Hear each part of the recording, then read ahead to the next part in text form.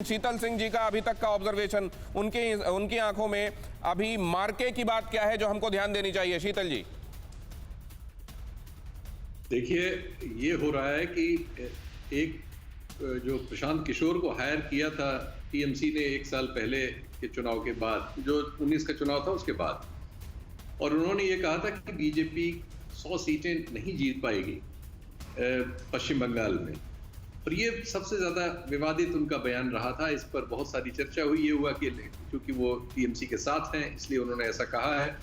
चुनाव में ऐसा लोग कहते हैं। जैसे बीजेपी की ओर से विजयवर्गीय 200 से ज्यादा सीटों के जीतने की बात कहा करते थे, लोग उसको गैर गंभीरता से ले रहे थे। लेकिन अभी जो नतीजे जहां पहुंच रहे हैं उससे एक कंफ्यूजन पैदा अब हो रहा है कि क्या ऐसा तो नहीं होगा कि बीजेपी पश्चिम बंगाल में इतने बड़े प्रयास के बाद, जो बहुत ही बड़ा चुनाव आप कह सकते हैं उन्होंने लड़ा है इस बार बंगाल में, और उसकी कीमत उन पर आरोप भी लग रहा है कि पूरा देश चुका रहा है, अगर 100 सीटें भी नहीं आती तो क्या होगा?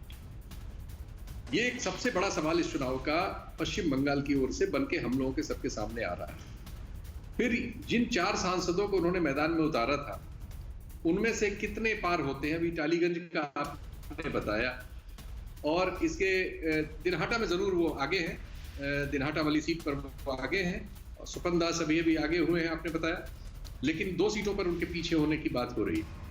तो ये देखना होगा। और दूसरा सबसे ज्यादा तो क्या आप इसको ये पीके की उपलब्धि मानेंगे कि तृणमूल कांग्रेस एक बार फिर से कम अभी ट्रेंड्स में तो वापसी करती दिखाई दे रही है, या पीके को वो स्पेस छोड़ना पड़ेगा? पता नहीं कौन से स्पेस को छोड़ने की उन्होंने बात कही थी कि अगर 100 के ऊपर वो निकल जाएंगे तो वो स्पेस उनको छोड़ना पड़ेगा। ये एक तरीके से उनकी डिफीट है।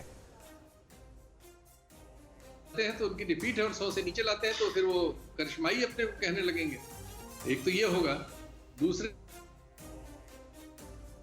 समझा गया था और बहुत कंफ्यूजन था, मुझे भी था, उसमें कोई शक नहीं, क्योंकि बीजेपी ने अपने मुझे इस बात की भी हैरानी है कि जब वो मैनेज करते हैं ये परस्पर विरोधी विचारधाराओं की पार्टियों को, कभी वो भारतीय जनता पार्टी के लिए काम करते हैं, कभी नीतीश कुमार के लिए काम करते हैं, कभी फिर अखिलेश यादव के लिए काम करते हैं, और फिर कभी काम करते हैं अभी मसलन वो पंजाब में कांग्रेस के लिए काम कर रहे हैं, ममता के लिए तो काम कर ही चुके हैं। ये कैसे वो अंदर गियर शिफ्ट करते होंगे, ये बड़ी इंपॉर्टेंट बात है।